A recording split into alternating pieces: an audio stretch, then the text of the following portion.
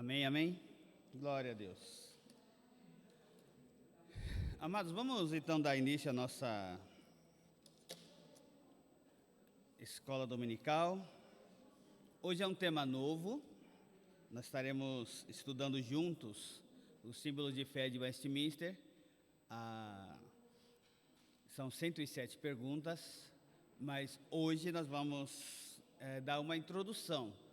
Por que nós precisamos estudar o símbolo de fé de Westminster? Essa é a temática de hoje. Estou esperando liberar lá o PowerPoint para que possamos avançar. Então, travou lá, e quem sabe o que aconteceria?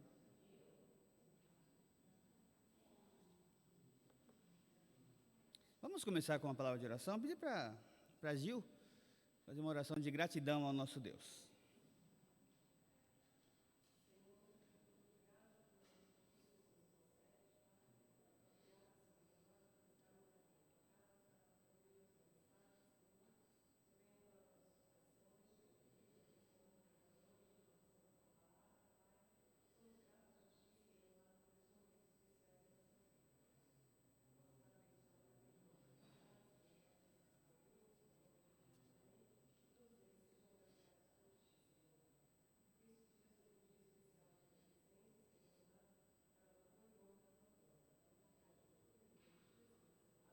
Amém.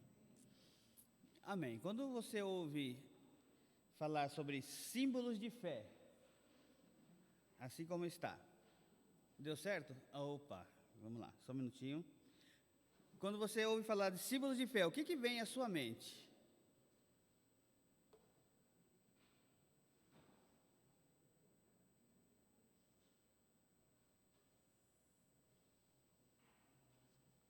Finalmente. Só apertar. Né? Esse qual? É do meio, né? Aí, opa. Passa aqui.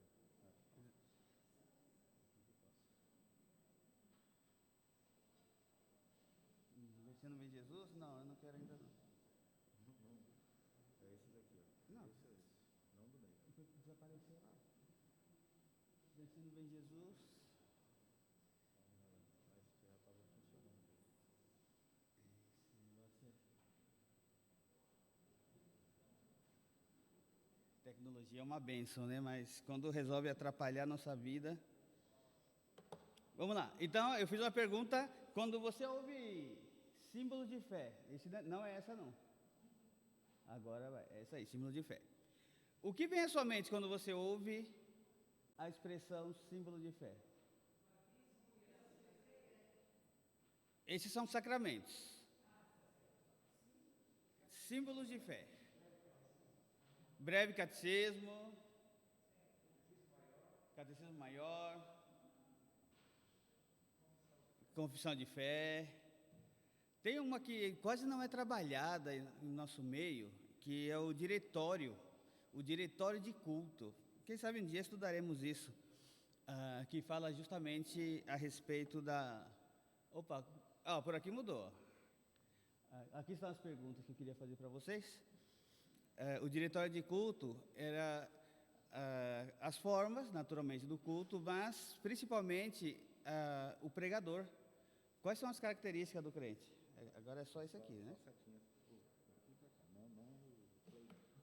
Não dá o play, não dá play. Rapaz, eu tenho que fazer uma adaptação aqui para ficar feliz. É isso aí, agora parece que agora vai.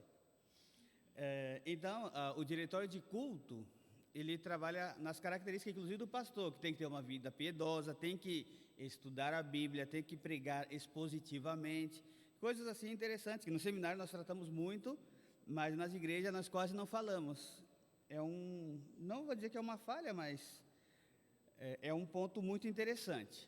E o símbolo de fé, ele vai trabalhar precisamente, especificamente, única e exclusivamente a Bíblia, ok? Quando se fala da Bíblia, nós devemos pensar em alguns aspectos da Bíblia. Primeiro que a Bíblia, ela relata toda a história de onde nós viemos. Como nós chegamos até aqui? Parece aquelas perguntas do Globo Repórter, né? Como chegamos até aqui? Por que o mundo está assim? o que é a Bíblia? O que está escrito nela? Parece pergunta do Globo Repórter, mas não é. O mundo está como está porque não conhece a Bíblia. O Senhor Jesus, ele disse: errais porque não conheceis as Escrituras e nem o poder de Deus. Toda a história ela constitui na missão deste Deus, o Deus das Escrituras, que nós podemos pensar aqui, que é um Deus organizador da história, é o contador da história, ele é a personagem principal da história, tudo converge em meio ao nosso Deus. Ele planejou tudo. Deus, ele planejou a história desde o princípio, desde lá, da criação. Todos os detalhes, você observa que Deus fazia e disse que era tudo muito bom. E também nós devemos pensar a respeito dos planos de Deus. Ele tem um plano maravilhoso e perfeito para essa história, o plano de redenção. E também o significado dessa história. E sabe o que é mais interessante? Nós conhecemos o final dela, está lá em Apocalipse. Então, nós conhecemos a Bíblia, que relata quem é o nosso Deus. Sabe que existe um ponto muito interessante, que Jó, quando ele passou por tantas dificuldades... Opa, estou voltando. Agora vai. Jó, ele passou por tantas dificuldades... Mas, um dado momento, ele disse assim: quem dera que as minhas palavras fossem escritas em um livro. Então, quer dizer que a escrita já existia no tempo de Jó. Jó é o primeiro livro da Bíblia. Agora, o que me chama a atenção é que a Bíblia, ela é escrita em um material muito interessante, né? Que foi o papel, um dado momento da história, até em pele, né? De animais, ela foi escrita.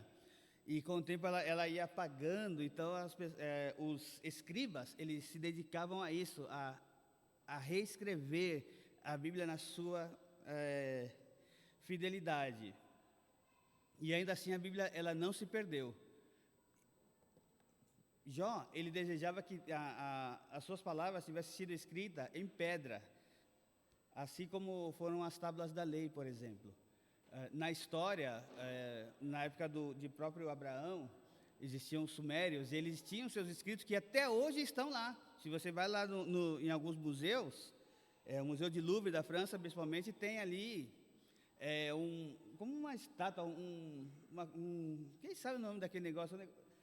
Alto assim, redondo e cheio de escrito, tudo talhado, bonitinho, e não se perdeu uma só palavra. Mas, na verdade, para a gente não significa nada. São leis cerimoniais, algum relato histórico, tantas coisas que não servem para grande coisa.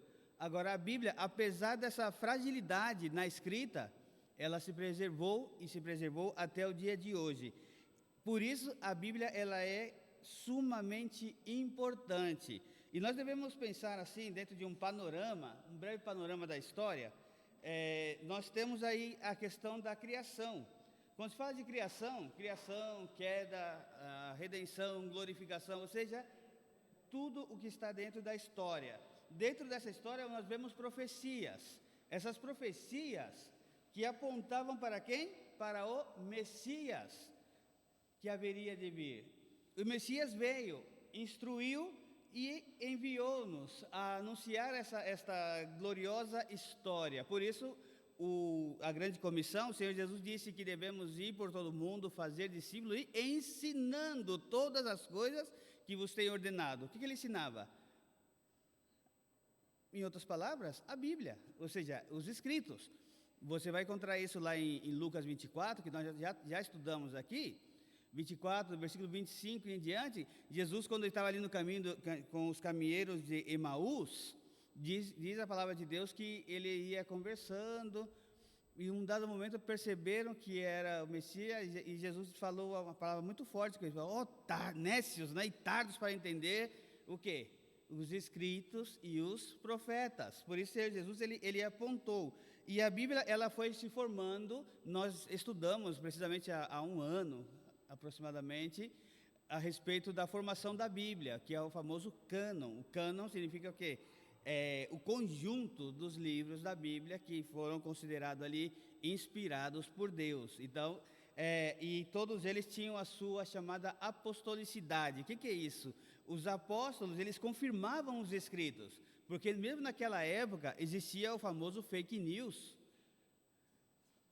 As pessoas escreviam e assinavam lá, ó, eu sou Paulo e eu estou ensinando isso. Então as pessoas, se foi Paulo que falou, mas aí quando vê a assinatura, não, mas essa não é a assinatura de Paulo. Tanto que em uma das suas cartas, salvo engano,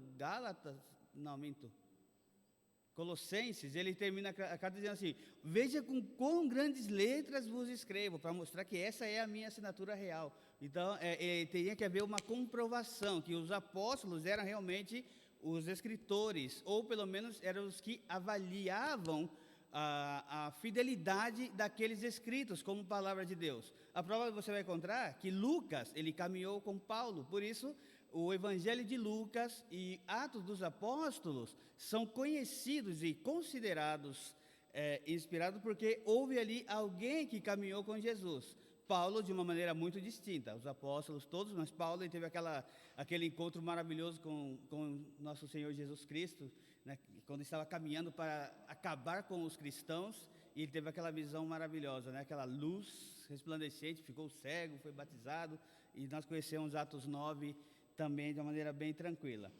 E depois disso, houve um período de silêncio.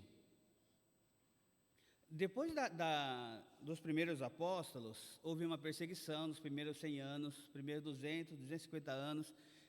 Aí no ano 300 da nossa história, houve aquele momento do fim da perseguição. E o fim da perseguição, aparentemente, parecia uma bênção, mas não era.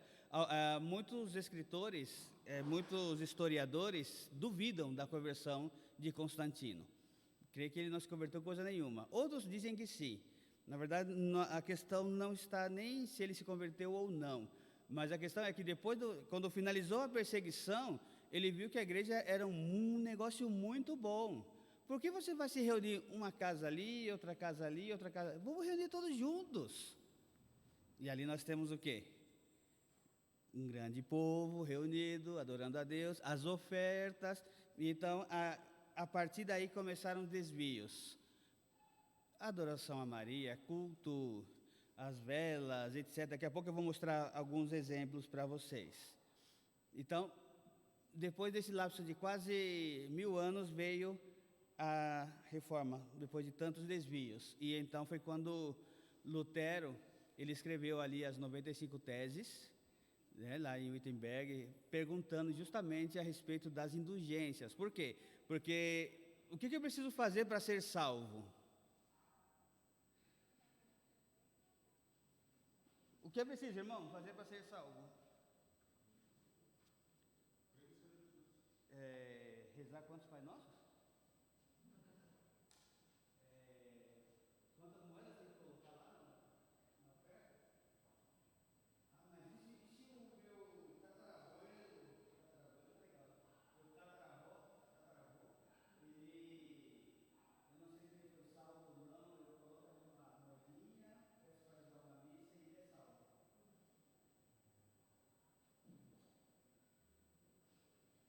Quanto maior a oferta, maior é Deus sozinho lá no céu. Está errado? Não, você só basta isso. Eu não preciso fazer nada. Ó, tem uma carta. Os guerreiros, quando eles iam, né, na questão das cruzadas, eles iam e qual era a preocupação? Muitos deles morriam.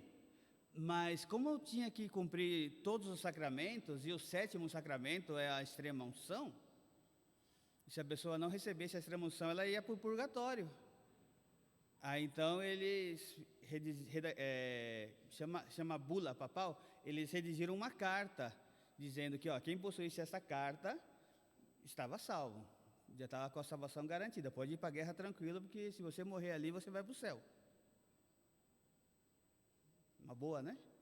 Aí disse que houve na história que estava jogado lá na sarjeta, bêbado, um domingo de manhã, e Lutero, muito piedoso, o que está fazendo assim? Assim você vai parar no inferno, rapaz. Não, vem para cá, acorda.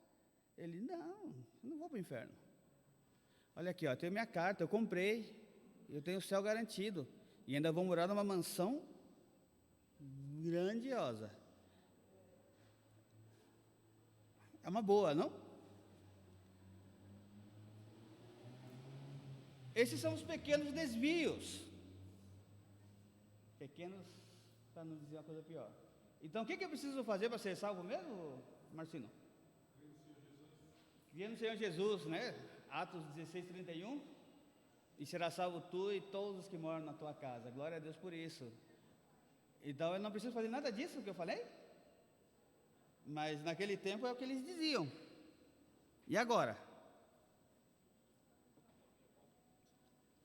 Vou apontar aqui rapidamente alguns desvios. Olha aí, ó. Não dá para ler. Esse material eu vou mandar para vocês, tá? Lá no grupo. Depois vocês verão.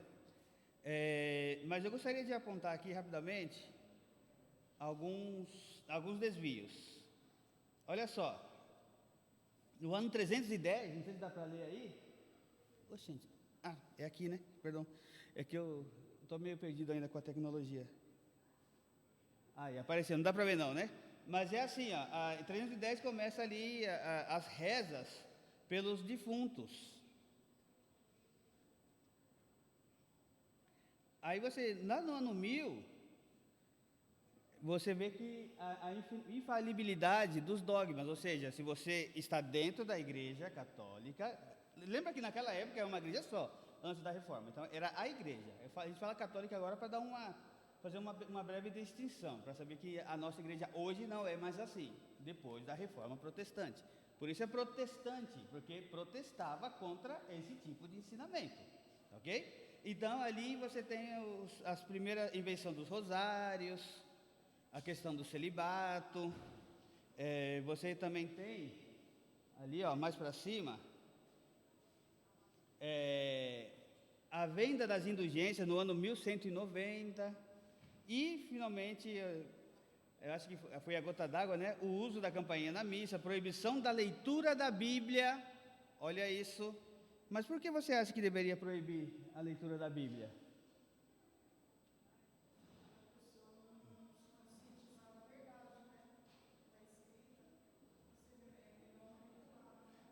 Exatamente. E aí depois, no transcurso, a missa era somente em latim, e somente aqueles que eram instruídos, estudados, o clero, poderia ler ou entender o que estavam falando, porque era em latim. Até aí vai bem, né? Tanto é que Lutero, quando escreveu as 95 teses, ele escreveu em latim. Então o povo olhava ali, quem sabe, deve ser para o clero. E realmente, o que ele escreveu não era para o povão, era para o clero. Aí, tanto que depois, alguns começaram a traduzir aquele material e o povo gerou aquela rebelião. Nós estudamos isso este ano, não sei quantos se lembram, até sugerimos que assistissem um filme do Lutero, dos anos 50 e tantos, um filme antigo, mas muito interessante, bem documental. Tudo que eu estou falando aqui, nós já estudamos, pelo menos nesses últimos 2 anos. Então, observa bem, tantas dificuldades, tantos problemas. Por que então que Lutero, aí essa parte mais clarinha ali, ó, você pode observar, deixa eu ver se eu... Aqui é quando Lutero colocou as 95 teses, né, em 1517, no dia 31. A Reforma Protestante, ela tem essa data, mas a Reforma Protestante não foi um evento único, ok? Ela aconteceu 100 anos antes, já havia, o Anderson trouxe aqui, inclusive, a vida de John Hus, dos pré-reformadores, falamos sobre Jerônimo Savonarola, falamos de tanta gente boa aqui, antes da Reforma, e depois da Reforma também, porque depois daquela data, muitas coisas aconteceram para o bem da nossa igreja hoje. Por isso, nós devemos prestar atenção que é sumamente importante estudar a Bíblia, que é a palavra de Deus. Olha só o que disse Lutero: qualquer ensinamento que não se enquadre nas Escrituras deve ser rejeitado, mesmo que faça chover milagres todos os dias. Oi, foi Lutero mesmo ou foi um pastor atual? Nos dias atuais, Nos dias atuais está bom, né? Mas hoje em dia, é assim que está acontecendo as coisas? Tem gente fazendo milagre de tudo quanto é jeito. Você vê isso? E tem crente que acredita. Isso é perigoso, gente. Calvino, olha só o que ele escreveu. Opa. Quem não estuda a Bíblia confunde heresia com voz de Deus. Gente, tem crente presbiteriano que ainda liga a televisão e assiste R.R. Soares. Ah, não, mas é crente, é palavra de Deus. Que ainda assiste Valdomiro, Universal, nós já falamos disso. Espero que aqui não tenha ninguém, mas ainda existe. Ah, mas tudo é palavra de Deus, não é? Não importa que eu estou ali estudando os ensinos da bispa. Gente, cuidado. Parece que Calvino viveu aqui, né, nesse século. Porque tem gente misturando tudo, e isso não é legal. Por isso a importância dos credos e das confissões. Nós devemos entender que a interpretação bíblica, ou seja, dentro dos credos e das confissões, a interpretação bíblica, ela é atenta aos erros e aos acertos da história. Devemos prestar bastante atenção. Esse desenho também é bem familiar para vocês, nós tratamos muito sobre isso. Observe bem, né? Quando a igreja ela estava solta, cada quem fazia o que queria, porque em um dado momento da história, os papas,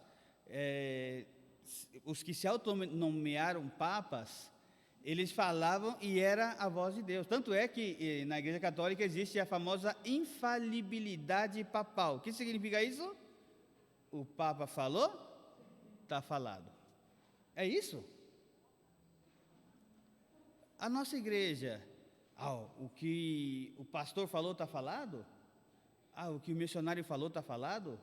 O que o professor falou está falado? Você pode ou não discordar? Você pode discordar? Não, senão você está em pecado. Não, você pode discordar sim, mas você tem que discordar com argumento. E outra, você tem que discordar, e mais que argumento, você precisa de quê?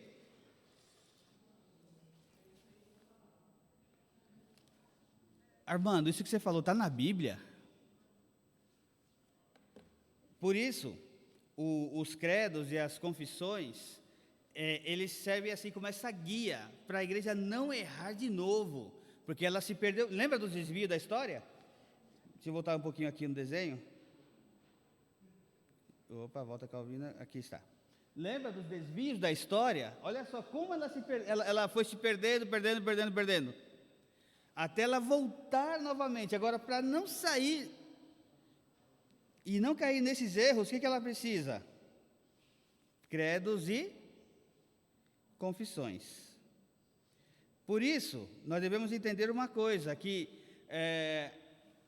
eu até destaquei aqui em amarelo, os credos e as confissões jamais vão tomar lugar da Bíblia. Você pode discordar do símbolo de fé de Westminster? Pode.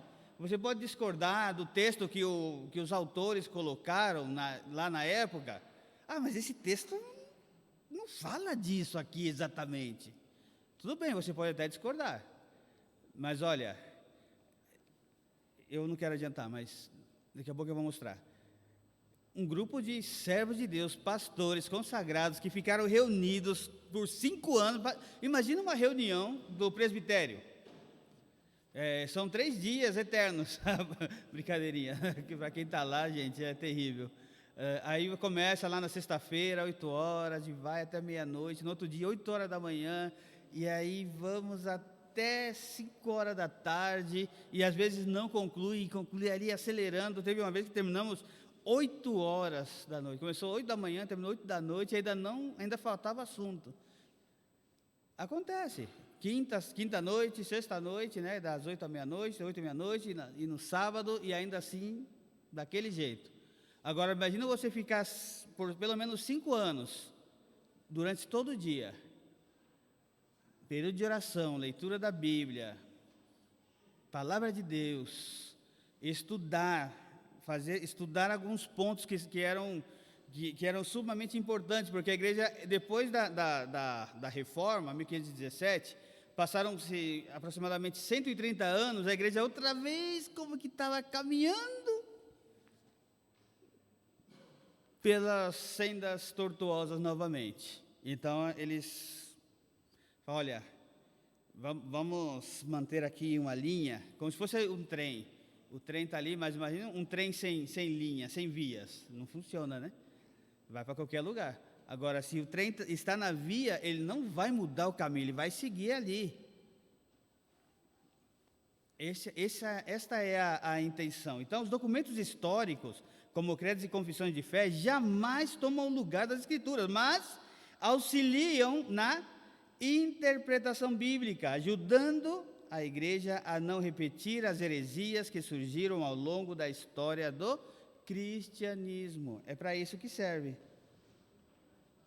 É para não errar mais. Então, dos símbolos que nós conhecemos, temos assim um pouco mais familiares, estamos um pouquinho mais familiarizados. Está aí, ó, que é a confissão de fé.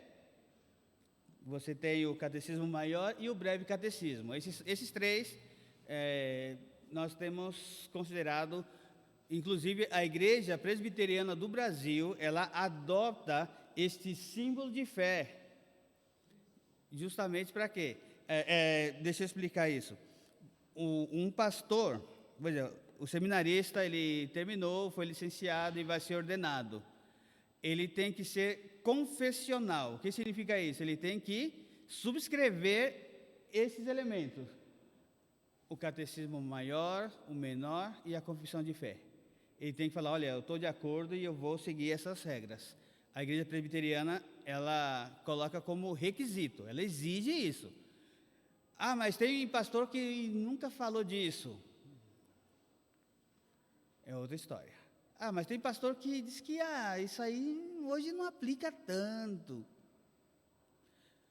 Outra vez eu digo, na época, por contexto, o que eles escreveram estava totalmente vigente. Algumas coisas, quem sabe, não acontecem hoje, mas devemos prestar atenção. O pensamento universalista, o que é isso? Todo mundo vai para o céu. É assim? Está certo? Não? Mas tem muitos pastores presbiterianos que, infelizmente, se não presta atenção em detalhes da Bíblia, primeiramente, e também do símbolo de fé, acaba acreditando que está certo. Ah, não, mas todos são irmãos, não é verdade? Todo mundo é irmão. Não importa a tua religião, olha, o importante é que você adore a Deus. Está certo isso? Está errado? Deus é um só, a palavra de Deus é uma só, o que mais? Tira porque está abafado. Da congregação. Aham.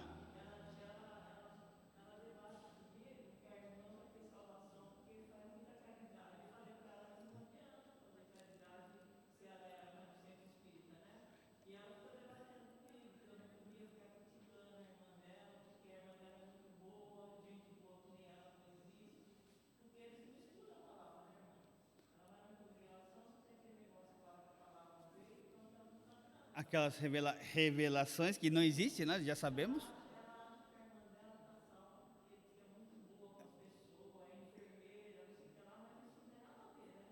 Exatamente. Exatamente.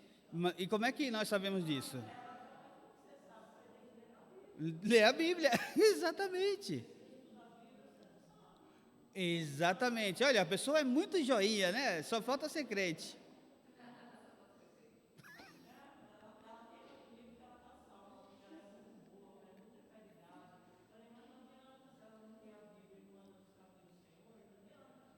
Exatamente. Mas olha só que interessante. Esse tema das boas obras, ela está em algum símbolo de fé? Sim! ela está lá na Confissão de Fé de Westminster falando a respeito das boas obras, e diz que a boa obra só é obra quando é obra de Deus. A boa obra que o crente faz, ele é obrigado a fazer, porque ele faz para glorificar a Deus. Qualquer outra obra que a pessoa faça para mérito próprio, não glorifica a Deus e serve para condenação, porque a glória é para a pessoa mesmo. Ó, símbolos de fé. Um exemplo que ela colocou. Gente, tem muito mais. Eu vi aqui um burburinho, alguém queria falar alguma coisa ou não? Aham.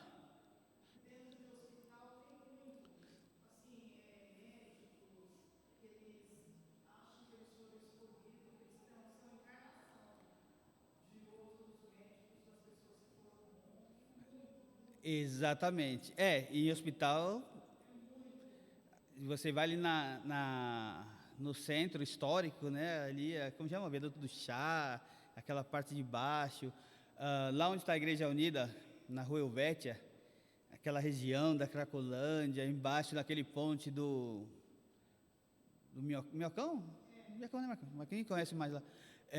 Tudo aquilo, se você vai num determinado horário, você vê as pessoas fazendo boas obras. Mas essas boas obras para que servem? É para glorificar a instituição, a religião, a pessoa. Mas não é para glorificar a Deus. Nós, crentes, fazemos boas obras porque somos salvos. Efésios 2, 8, 9 e 10. Não para ser salvos. Tem diferença? Esses são os famosos desvios. Mas o que é a Confissão de Fé de Westminster? Vamos pensar aqui um pouquinho. A Confissão de Fé de Westminster foi um documento desenvolvido durante o período da Assembleia da Abadia de Westminster, no dia 1º de julho de 1643. Olha só, começou no dia 1º de julho de 1643 e terminou em 47. Tá? 130 teólogos e 30 leigos, mas esses leigos eram homens piedosos. Sabe aquela pessoa que tem tudo para ser um pastor, mas não quis simplesmente, ou porque achava que não era digno de ser. E tinha muita gente boa que não entraram aí. E eu fico perguntando, né, gente, mas por que não? Mas muitos deles entraram nessa reunião para glorificar a Deus, adorar e preparar um documento. Esta era a intenção, ok? Não somente para Inglaterra e Escócia, mas tudo que eles fizeram ali foi um marco para o mundo inteiro, até o dia de hoje, tá? Por isso, mencionamos algumas igrejas chamadas reformadas confessionais. Se perguntar para você, a sua igreja, o que ela é? É uma igreja reformada confessional. E o que significa isso? Fala, olha, não sei, pergunta lá. Brincadeirinha, né? O que significa isso? Que ela não é uma igreja católica e é confessional, por quê? Porque ela subscreve aos símbolos de fé. Então, a igreja, ela está nessa linha atual. Ser cristão confessional, está aí, significa que são aqueles que acreditam que a Bíblia realmente ensina fatos sobre Deus. Mas tem gente que fala que a Bíblia, ela tem algumas historinhas legais, mas não é muito joia. Tem umas que não dá nem para entender. É isso? Tem gente que crê que a Bíblia, ela contém a palavra de Deus. Tá certo isso? A Bíblia, ela contém a palavra de Deus? Ela é a palavra de Deus. Porque se você diz que ela contém, é sinal que algumas coisas são, outras não são. Nós falamos muito e batemos muito firme aqui para vocês prestarem atenção nesse detalhe. Por quê? Porque existe um grupo chamado liberais. Esse grupo chamado liberais são pessoas que não creem na Bíblia, na sua totalidade. Ela crê em alguns aspectos da Bíblia. Creem que o Éden, Foi uma boa fábula, um bom conto, né? Uma historinha de criança. Esse negócio da arca de Noé. Gente, tomem cuidado. Jesus ressuscitou? É claro, disse Bart, ressuscitou no coração dos discípulos. É isso? Foi só no coração? Por quê? Porque eles negam a ressurreição. Criam documentos para negar milagres. Então, tudo isso você vai encontrar hoje ainda. Olha só, naquela época já havia, e ainda hoje você encontra pessoas nessas condições. Então, essas pessoas que acreditam que a Bíblia, ela fala de Deus, ela é a palavra de Deus, e a Bíblia, hoje, ela se aplica para o povo de Deus. Como assim, irmão? Tem gente que diz, vamos lá, a respeito do sábado. Eu devo guardar o sábado, dia da semana, ou o domingo? E qual a diferença? Se eu não estudo a Bíblia, não, está escrito Shabá. Mas só que a tradução literal é dia de descanso. E a Bíblia menciona o apóstolo Paulo sugerindo que o primeiro dia da semana é o domingo. Então, por isso nós guardamos o domingo como primeiro dia da semana, porque é o dia que o Senhor Jesus Cristo ressuscitou. Não tem problema com isso. Mas eu posso obedecer ou não. Olha só, presta atenção. Tem gente que diz, todos os dias da semana são do Senhor. Tá, tudo bem. Mas qual é a diferença de tudo isso? Se todos os dias são do Senhor, nenhum vai ser do Senhor. Porque você não guarda todos os dias igual você guarda o domingo. Porque na semana você trabalha, você vive tão cheio de coisa, e você não guarda como um domingo especial, guardando um tempo para estar aqui, escola dominical, aprendendo a palavra de Deus, saindo daqui, preparando-se para o culto vespertino, etc, etc. Você não faz todos os dias, você faz somente um dia da semana. Tem diferença? Então, por que eu tenho que guardar a lei? O mundo guarda algumas, não guarda o primeiro, tendo o Senhor como único Deus, mas guarda outros mandamentos que a Bíblia, o Senhor Deus, ele trabalhou de tal maneira que hoje a sociedade, ela é regida pelas instruções bíblicas. Por exemplo, a Bíblia diz, não matarás. Faz tempo que ela disse isso. E até hoje é lei. Não matarás. Não roubarás. A Bíblia disse isso, faz tempo. E até hoje ela é vigente. Ou você pode sair roubando quem você quiser, de qualquer jeito. Entende? É isso. Quando você subscreve o símbolo de fé, você está subscrevendo também a Bíblia. Entendendo que a Bíblia tem a aplicação para nós hoje também. Então, todo texto, toda pregação da palavra de Deus, ela deve trazer uma aplicação para nós hoje. Seja para exortação, portanto, Paulo diz lá, em Efésios 4, 25, não devo mentir, só devo falar a verdade, o que roubava, não roubem mais, etc, etc. Então, qual é a aplicação? Se você roubava, não roubes mais. E se você, e não é só isso, e se você roubava, não roubes mais, e agora você vai trabalhar para ajudar aqueles que você roubava. Tem que ler a Bíblia direitinho, a gente só lê uma parte, né? Então, ser confessional é isso, é entender que a Bíblia, ela tem essas características. E o catecismo, os dois, né, tanto o maior e o menor, eles foram confessionados durante esta reunião.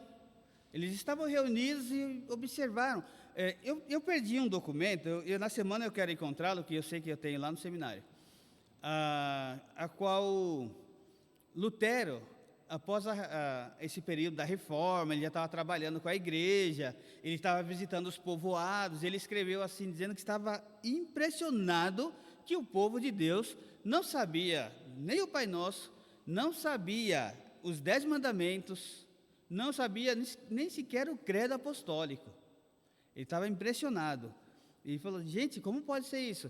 E não era somente os crentes, eram os pastores daquela época, não sabiam nada da Bíblia. E então ele redigiu ali um catecismo, que é um conjunto de perguntas e respostas para todo o povo, tanto os líderes como... Mas foi uma ideia assim, inicial, ele concluiu de uma certa maneira, mas não foi tão completa quanto depois de 130 anos, que eu falei, né, após a reforma, houve então essa reunião, e o Herbert Palmer, ele era um bom catequista, mas agora ele estava fazendo um catecismo de acordo com a palavra de Deus. Então eles pediram, olha, faz aí um catecismo, porque assim, o símbolo de fé, a confissão de fé de Westminster, um pastor deve saber, de cor e salteado, todos os temas e problemáticas. Naquela época era assim, e hoje eu não garanto. O catecismo maior era para o membro, que eles chamavam membro comum, era para a igreja, os adultos, eles deveriam saber aí 196 perguntas. E o breve catecismo era para a criançada. Eles deveriam saber de cor e salteado as 107 perguntas. Depois disso, ia crescendo e ia acrescentando conhecimento. Assim que funcionava. Mas o que aconteceu? Eles fizeram esse documento e saiu aí, né, em janeiro de 1647, houve a decisão de escrever não apenas um, mas 2 catecismos. Um maior, de 196 perguntas, e o outro, resumido, que é a metade, praticamente, de 107 perguntas, que tivesse em vista a confissão de fé. Porque a confissão, ela estava ameaçada. Perdão, irmãos, eu esqueci de passar para vocês. Está aqui, ó, 107 perguntas, terceiro parágrafo aí.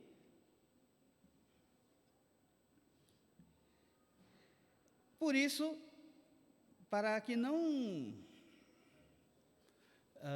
tenhamos dificuldades em começar pelo maior, vamos começar pelo menor. Nós estudaremos o breve catecismo, tá, com vocês.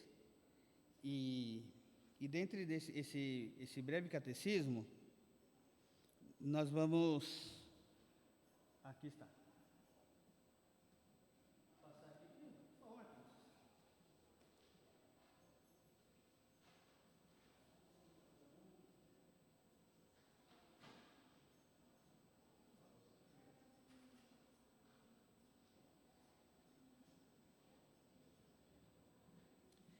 Esse breve catecismo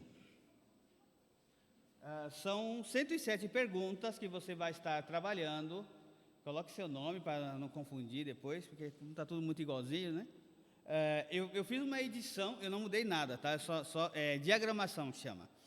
Coloquei um pouquinho mais de espaço, que é para que você faça as suas anotações. Daqui a pouco eu vou falar a respeito disso. É um tema tão caro para o povo de Deus, é tão precioso para nós esse tema, porque aparentemente as perguntas que você verá ali parecem tão simples, mas quando você começa a pensar um pouquinho mais, surgem muitas dúvidas. Sobraram? Então tá jóia, obrigado. Muito obrigado. Já pegou o teu? E o da Cícera de uma vez? Se faltar alguém, só pegar aqui. Então, dentro do catecismo,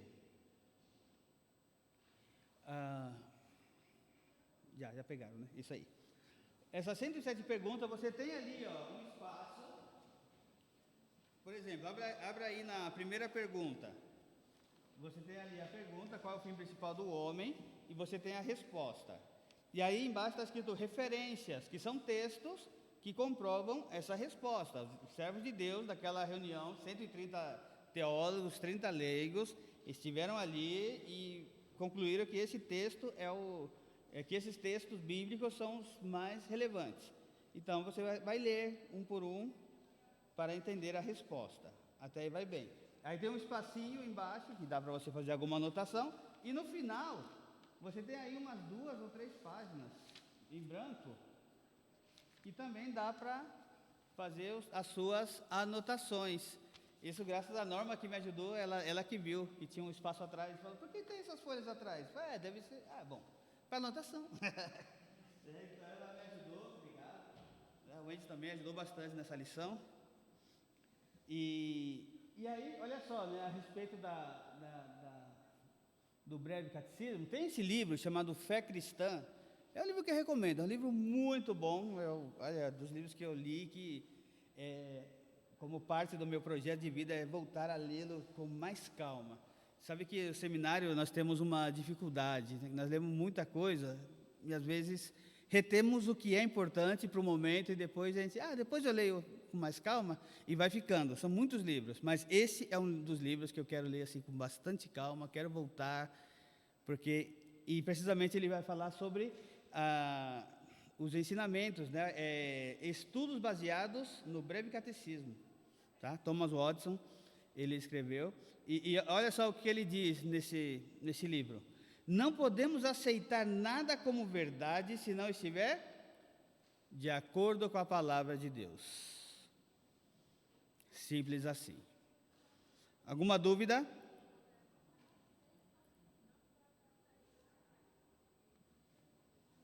Perguntas? Até agora não? Bom, vamos avançar um pouquinho mais.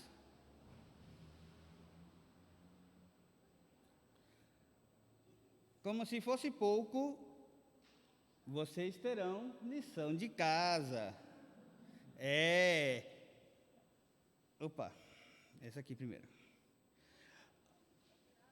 Para que esse material seja assim, dinâmico, prático e que possamos avançar, você precisa estudar, porque senão não vai adiantar nada. Você vai chegar aqui, nós daremos as informações, aí você vai para casa, vai pensar na lição e, gente, mas e isso, e aquilo? Começa a surgir dúvidas. Então, se você estuda antes, vai ser uma por dia ou 2 por dia, dependendo da semana.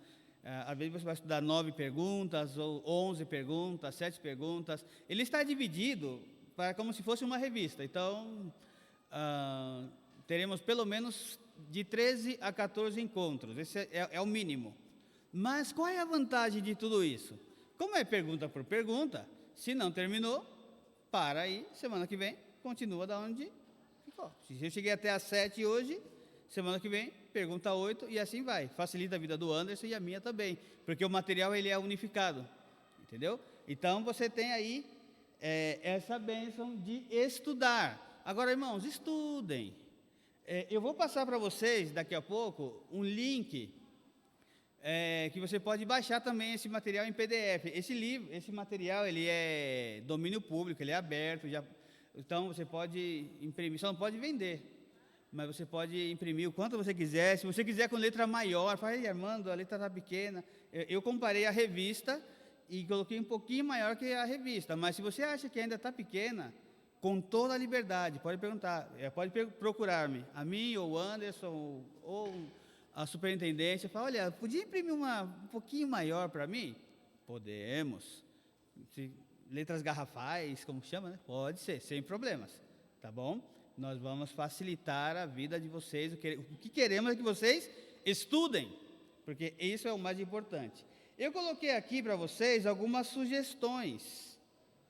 Como é que você vai estudar? Oxente, vai lá, meu filho, aí está. A sugestão é, em primeiro lugar, você ore. Ore a Deus, fala, Deus, eu quero estudar, porque, entendam, o breve catecismo que está relacionado com o quê? Com a palavra de Deus. Então, você vai estudar, você vai ver uma pergunta, uma resposta, mas a comprovação bíblica, onde está escrito referências, é uma comprovação bíblica, são a fundamentação. Com que base esses 160 irmãos, né, 130 teólogos, mais 30 leigos considerados na época, com que base esses homens colocaram esses textos bíblicos? Por isso eu disse, você pode até discordar, mas você tem que ser muito bom de Bíblia para discordar dos irmãos. Tem gente que discorda e tem fundamento e tal, mas a base principal não tem como. Inclusive, a primeira pergunta é a base de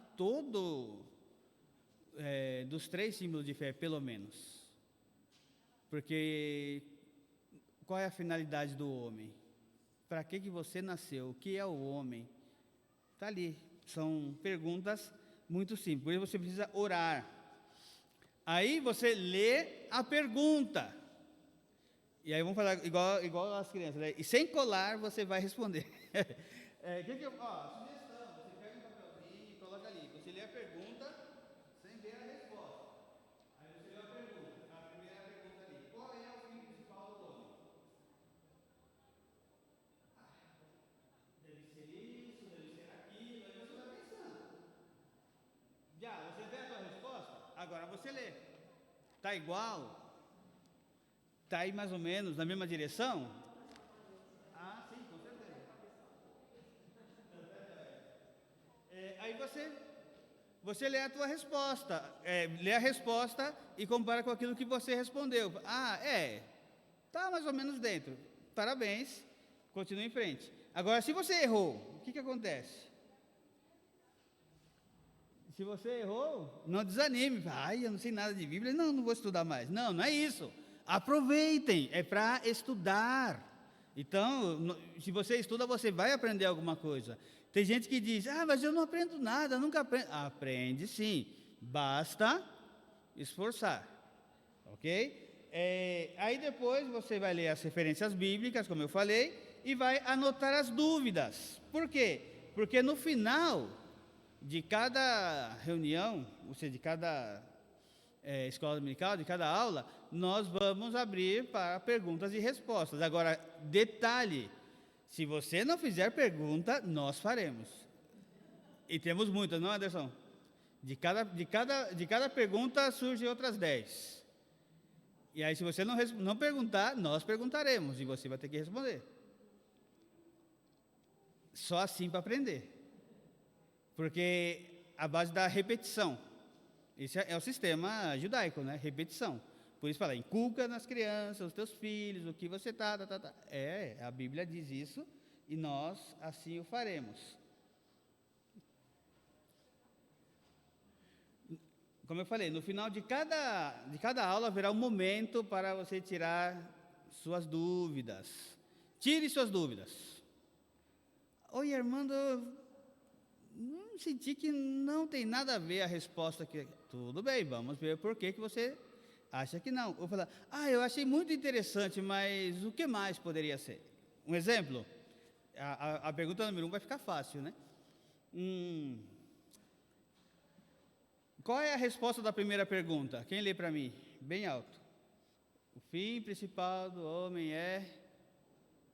Sabemos até de cor essa, né? Alguém lê bem alto a resposta.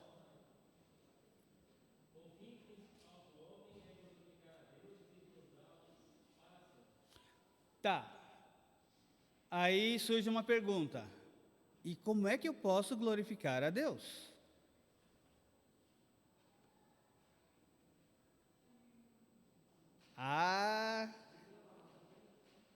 Oi, fala alto aqui. Como estão com...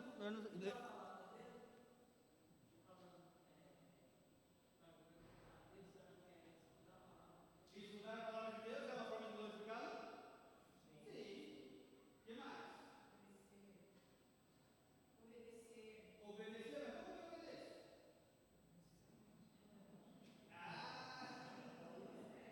Entende que uma pergunta te puxa para outra e muito mais. O que mais? Alguém falou para mim? Falou? Eu ouvi alguma coisa ali. É que nós estamos assim, só ouve vozes, né? Está fazendo tudo louco. Heraldo? Fala, Heraldo.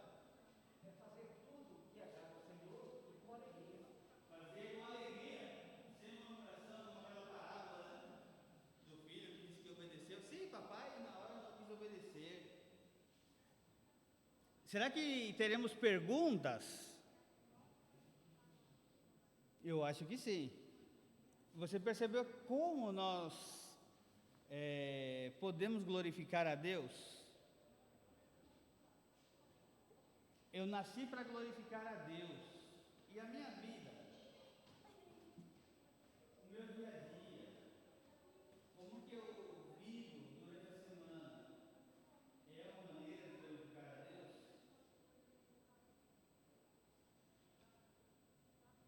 Sim, glória a Deus por isso. Se não. Oi.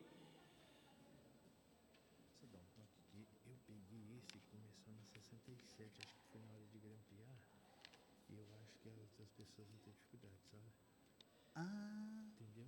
Só precisa, às vezes tem mais alguém nessa situação. irmãos, por favor, confiram aí a revista que a que o Juarez pegou estava fora, mas nós estávamos conferindo todas. Tá certinho? Se tiver alguma se tiver errado, não, porque se tiver errado é só soltar o grampo, ajustar novamente e colocar.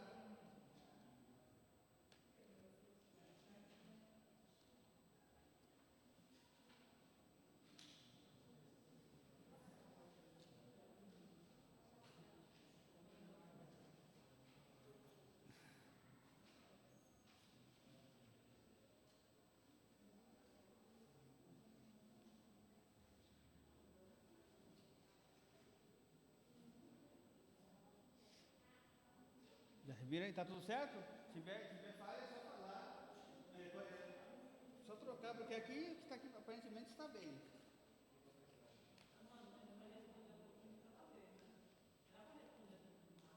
Não, a primeira semana, a sugestão é que você estude aqui, ó. Ai, perdão, é aqui. Eu esqueço que é aqui.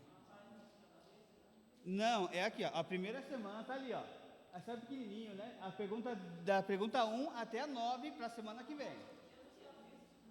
Não, de vez em quando ele dá uma configurada, tá? Para a semana que vem, pelo menos respondida da pergunta 1 a 9.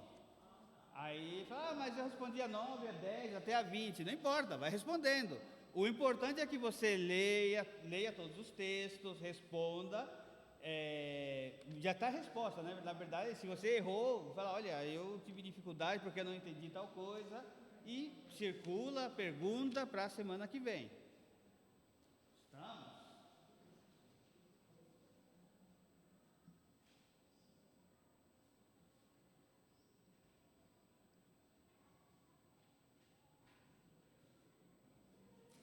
Bom,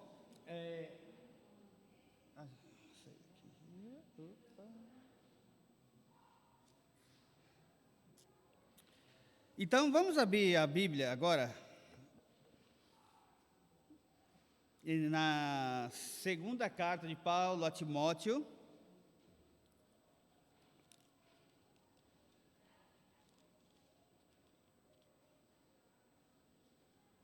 capítulo 3.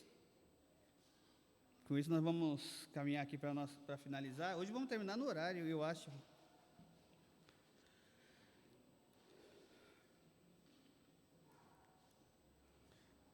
A segunda carta de Paulo a Timóteo, capítulo 3, versículo 14.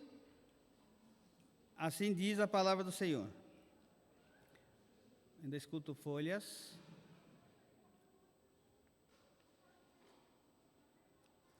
Tu, porém, permanece naquilo que aprendeste e de que foste inteirado, sabendo de quem o aprendeste, e que desde a infância sabe as sagradas letras, que pode tornar-se sábio para a salvação pela fé em Cristo Jesus.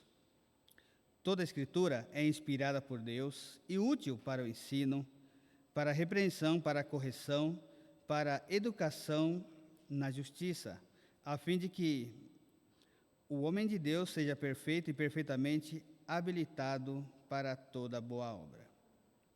É um texto que Paulo escreve a Timóteo, dando alguns conselhos, mas o que eu gostaria de chamar a atenção aqui, nesse versículo, no 14, é que diz assim, tu, porém, permaneces.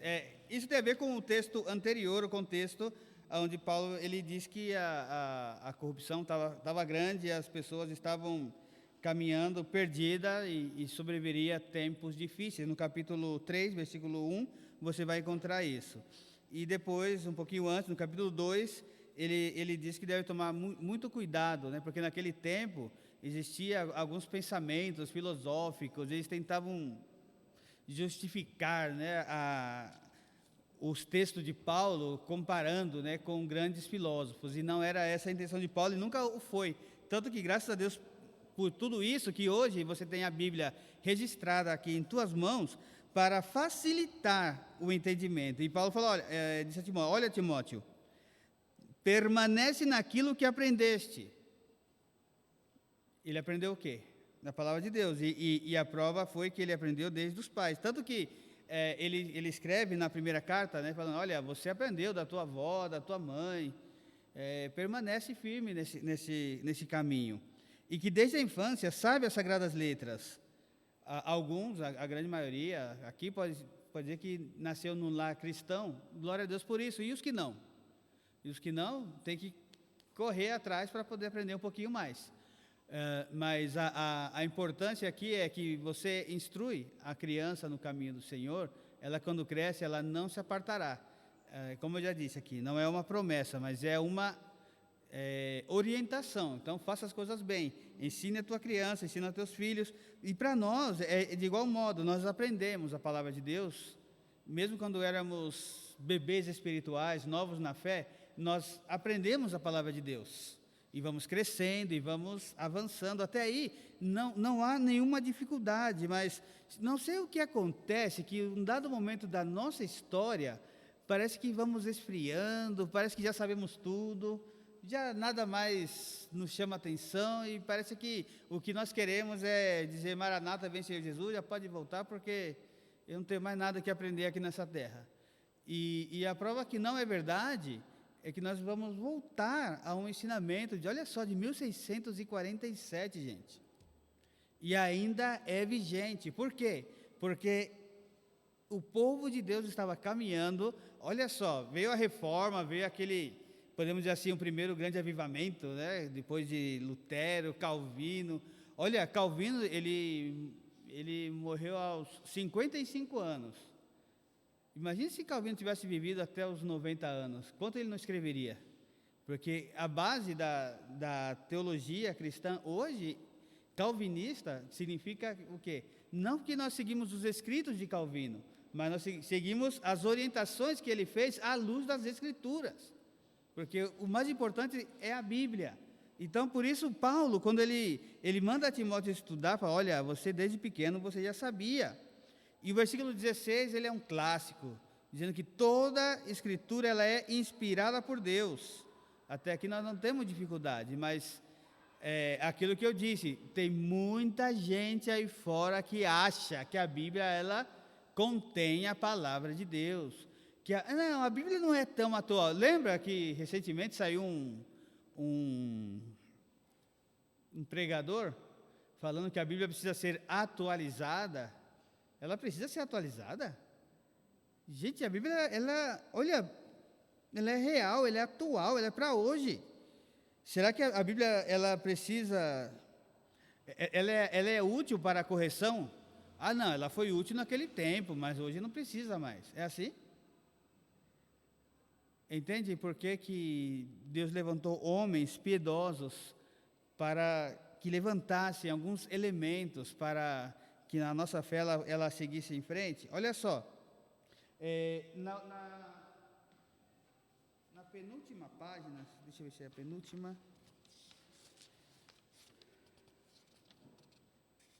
Aí você tem o resumo dos mandamentos, oração dominical, os 10 mandamentos.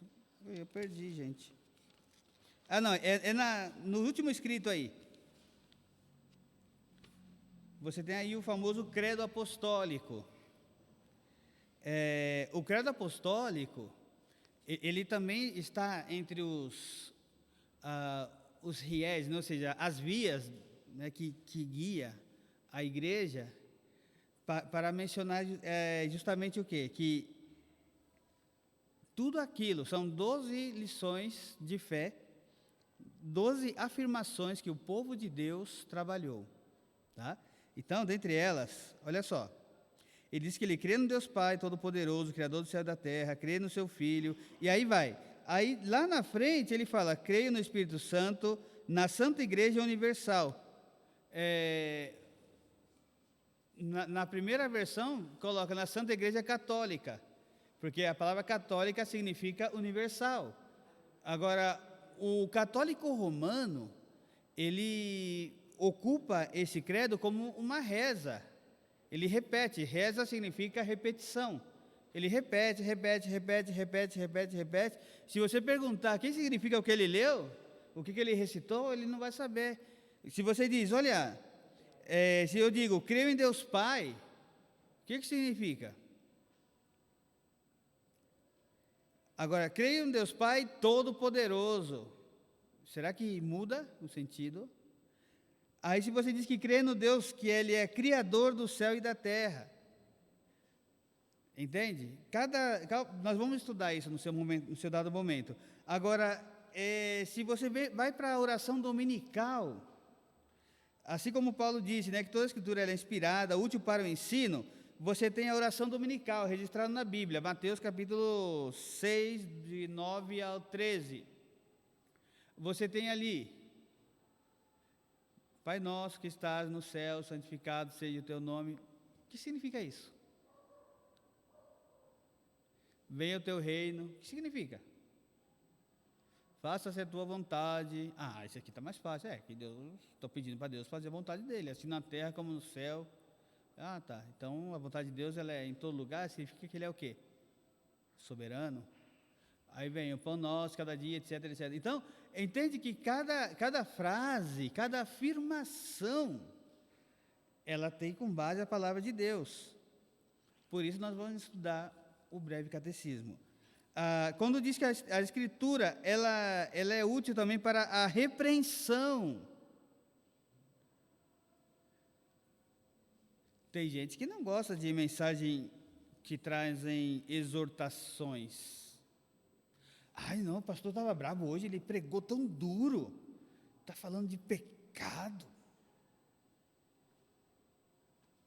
Uma certa ocasião, né, uma igreja, ela queria que nós enviássemos missionários para lá.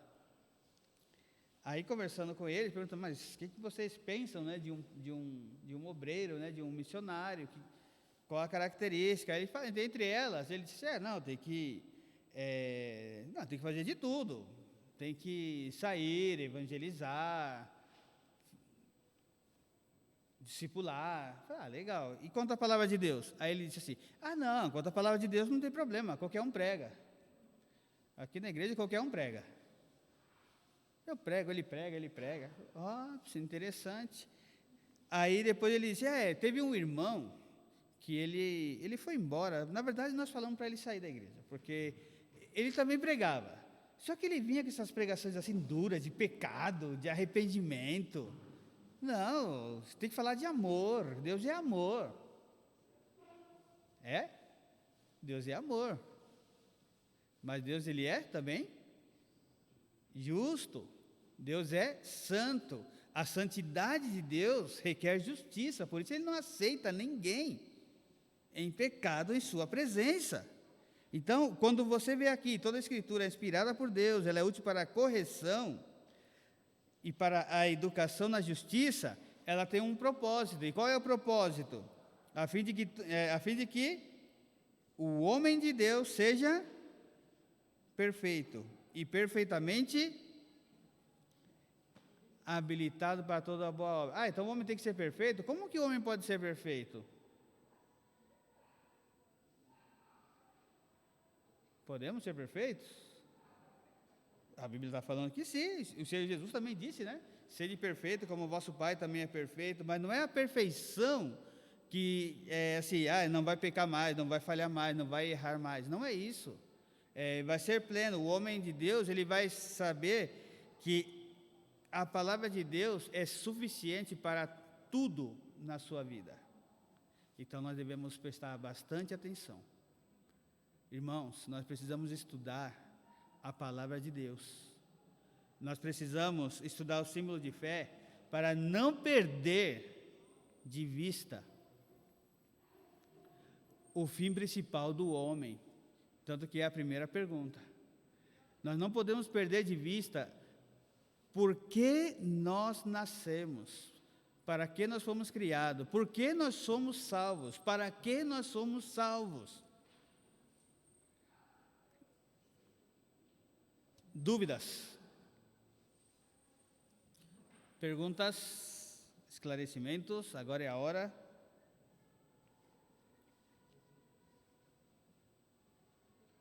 Não? Então, olha, eu falei que ia acabar no horário, hein? Acabamos até uns minutinhos antes. Eu acho que agora, foi isso. Vamos orar? Pedir a Deus direção. Oremos. Senhor Deus, no nome do Teu Filho amado Jesus Cristo, nós te agradecemos. Entendemos, ó Deus, a importância de meditar na Tua Palavra, assuntos concernentes ao Teu reino. Queremos crescer, ó Deus, queremos aprender mais da Tua Palavra, mais dos Teus ensinamentos, e agradecer, ó Deus, por homens de Deus que o Senhor levantou para instruir a igreja, para que ela não caia e não recaia em erros que afastaram a Tua igreja, a comunhão, que afastaram, ó Deus, o Teu povo da Tua palavra. Muitos viviam pensando na indulgência, outros criam que não precisava fazer grande coisa para ir ao céu, bastava uma muito boa oferta, e nós vemos que não é assim. Nós devemos aprender de Ti, à luz das Escrituras, com textos, ó Deus, que trazem estas confirmações. Te agradecemos, ó Deus, confiamos em Ti, no nome e pelo amor do Teu Filho amado, Jesus Cristo. Amém. Que Deus os abençoe. Algum aviso?